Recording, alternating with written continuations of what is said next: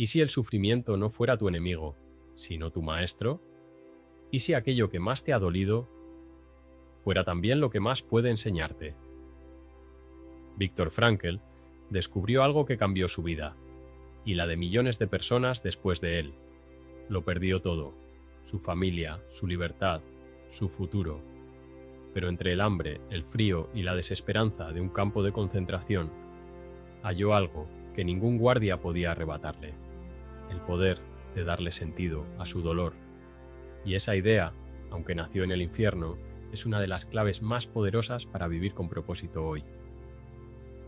Frankl era psiquiatra, y antes de ser prisionero ya se preguntaba algo fundamental: ¿por qué algunas personas se quiebran ante el sufrimiento, mientras otras logran mantenerse en pie, incluso en las peores condiciones? Cuando fue deportado a Auschwitz, su pregunta dejó de ser teoría. Ya no se trataba de experimentos ni de pacientes, era su propia vida puesta a prueba.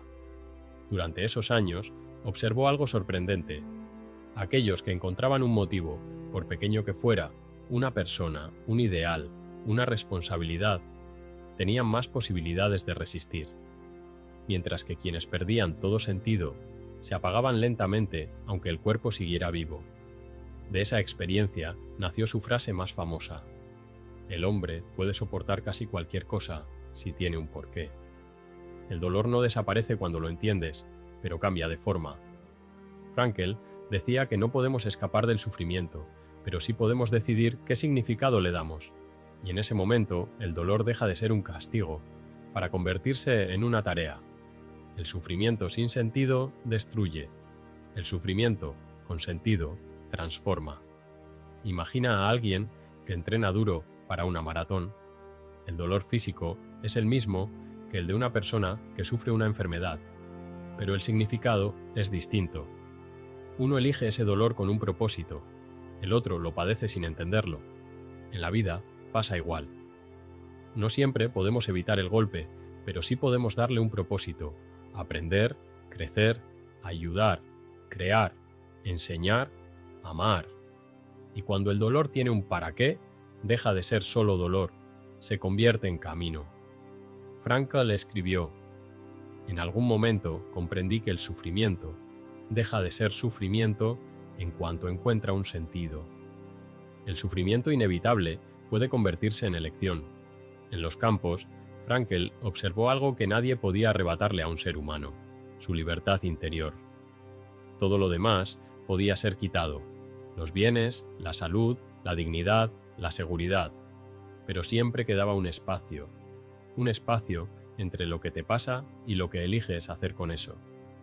Ese espacio, decía Frankl, es donde reside nuestra última libertad: elegir la actitud ante cualquier circunstancia.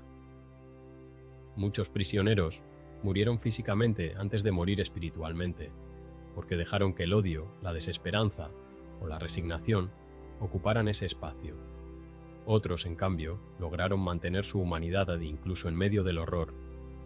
Ayudaban a otros, compartían su pan, ofrecían una palabra de ánimo.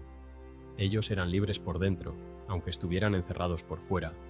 Y esa idea no pertenece solo a los campos de concentración, nos toca a todos.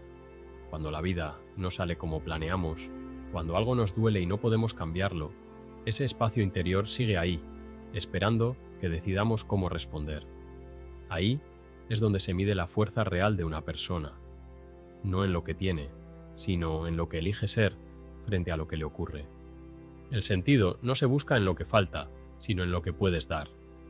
Frankl descubrió que el verdadero sentido no está en recibir, sino en ofrecer. Incluso en los momentos más oscuros, quienes encontraban una razón para ayudar a otro, para consolar, para compartir una esperanza, encontraban también fuerza para seguir viviendo. No se trata de grandes gestas heroicas.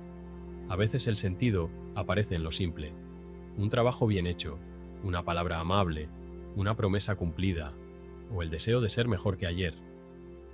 Frankl escribió: el sentido no se inventa, se descubre, y casi siempre se descubre fuera de uno mismo.